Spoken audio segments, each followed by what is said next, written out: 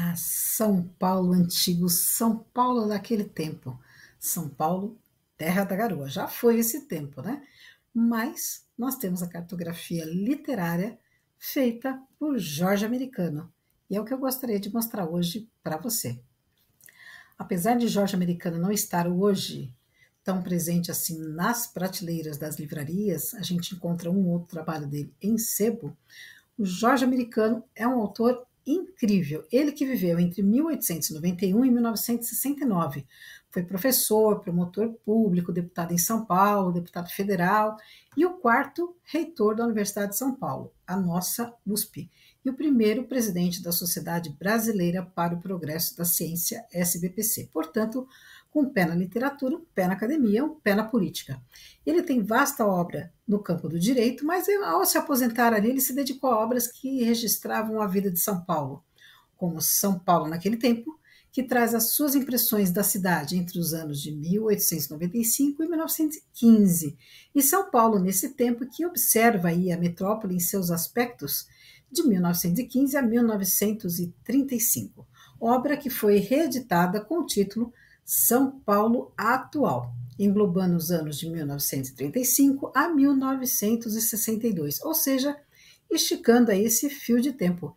E é esta edição que eu tenho, de 1963, publicado pela editora Melhoramento, São Paulo Atual, de Jorge Americano. E a primeira impressão de São Paulo, de Jorge Americano, que eu queria trazer é a Rua 25 de Março. Quem não conhece a Rua 25 de Março, um enclave árabe, em São Paulo, com seu comércio farto, né? E essa crônica dele, de 1958, traz assim: é o limite entre a colina central e a várzea do Tamanduateí, hoje Parque Dom Pedro II.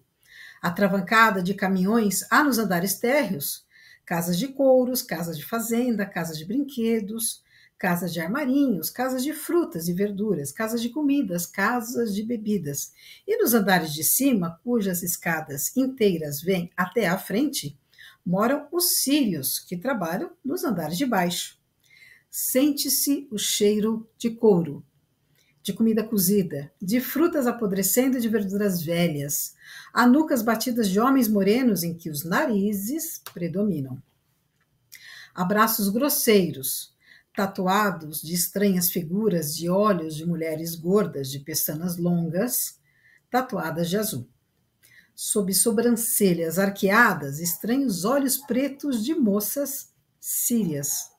Há narizes comerciando por toda parte, velhos pacíficos que fumam, lendo jornais escritos de trás para diante. Passam gatos e cães daqui para ali, entre velhas, muito velhas, que comem tremoços, crianças que comem amendoins e gente de toda a idade, que come figos e doces de cores transparentes, falando uma língua de consoantes ásperas. E nessa cartografia literária do Jorge Americano tem um texto fabuloso, Supermercados, de 1962. Ele diz assim: é difícil escolher tema para alguns capítulos deste livro. Quero descrever São Paulo como é neste tempo, e o livro talvez possa servir no futuro para quem queira saber como viviam seus avós. Por isso escolho qualquer assunto banal, sem poder discernir se será curioso para os bisnetos ou apenas banal. Há 50 anos havia só mercados municipais, o Mercado Velho, o Mercado de Peixe, ambos na várzea do Carmo, na rua 25 de Março, próximos da ladeira General Carneiro, Parque Dom Pedro II, e o Mercadinho de São João, fronteiro ao atual edifício dos Correios e Telégrafos. Com a Guerra Mundial número I, surgiram as feiras livres, que ainda persistem. Demolidos os 3 mercados, foi construído por volta de 1930 o novo mercado municipal, que ali está no Parque Pedro II. Mas a distância dos bairros e a maçada para as donas de casa de irem às feiras fez surgirem há uns 15 anos empresas particulares de supermercados espalhados pelos bairros, com denominações sugestivas. Sirva-se, pegue e pague, que se vão sobrepondo aos empórios de secos e molhados. O do Largo do Itaim, por exemplo, é uma construção térrea de cobertura alta de telhas Eternite em curva, com vidraçarias e persianas laterais de arejamento. No saguão de entrada, há borboletas giratórias, onde cada pessoa passa por sua vez e toma um dentre os muitos carrinhos de mão para transportar a mercadoria desejada. Toda sorte de alimentos, carne fresca, peixe, latarias, condimentos, molhos, verduras, frutas, queijos, linguiças, laticínios, águas minerais, cervejas, vinhos, licores, vermutes, uísques, brinquedos para crianças, calções de banho, balas, bombons, tudo arrumado em prateleiras e balcões, aonde a gente se aproxima, vai tirando o que convém e coloca no carrinho, onde há também um pequeno assento para crianças de colo, ou que não resistem andar muito. A saída passa-se pelos caixas, onde uma moça faz o cálculo e a cobrança.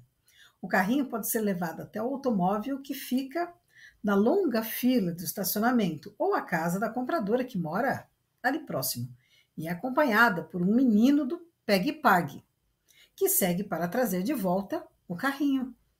Entre os fregueses há poucos homens. Em geral, as moças vestem calça, blusa de fazenda leve no verão, suéter no inverno, ou vêm sós ou se fazem acompanhar de uma criança. Trocam poucas palavras com as pessoas conhecidas, porque o tráfego humano é intenso e convém voltar logo para casa com as compras do almoço. As senhoras de mais idade, as empregadas, vestem saias, mas algumas empregadas vestem blue jean. Veja só, né? A gente que frequenta hoje o mercado, eu cheguei aí no Pegue e Pague, olha que loucura, durou até não sei que década, mas eu lembro que eu ia com a minha mãe no Pegue e Pague, né? E a variedade de coisas ofertadas dentro de um supermercado naquela época, né? Como se fosse digamos assim, os primórdios do shopping center, onde tinha de tudo, né? Cidade Dutra, que fica aqui na área periférica de São Paulo. Em 1948, não havia nada além de Interlagos. Vieram tratores, fizeram-se arruamentos, levantou-se um mercado, construiu-se uma igreja, improvisou-se uma escola, fez-se um cinema, nasceram casas, todas iguais, as dúzias, as centenas. Fizeram-se jardinzinhos, cresceram árvores, chegou a luz elétrica, funcionou uma linha de ônibus, apareceu um circo de cavalinhos, instalaram-se vendas, botiquins e lojas, veio uma feira aos domingos, limpou-se um retângulo para futebol e 4 anos depois o arrabalde, que se chamou Cidade Dutra, já era maior do que muitas das antigas cidades paulistas. Estamos em 1955. Esse é Jorge Americano, com sabor de passado nessa cartografia literária, falando aí da expansão da cidade de São Paulo e das feiras livres. Algumas ainda resistem hoje em São Paulo, né? Mas muitas perderam espaço. E é, assim, uma delícia ler essas crônicas de antigamente, de São Paulo, da Garoa. Espero que você tenha curtido este episódio. Depois eu trago um pouco mais num outro episódio de Jorge Americano. Um abraço.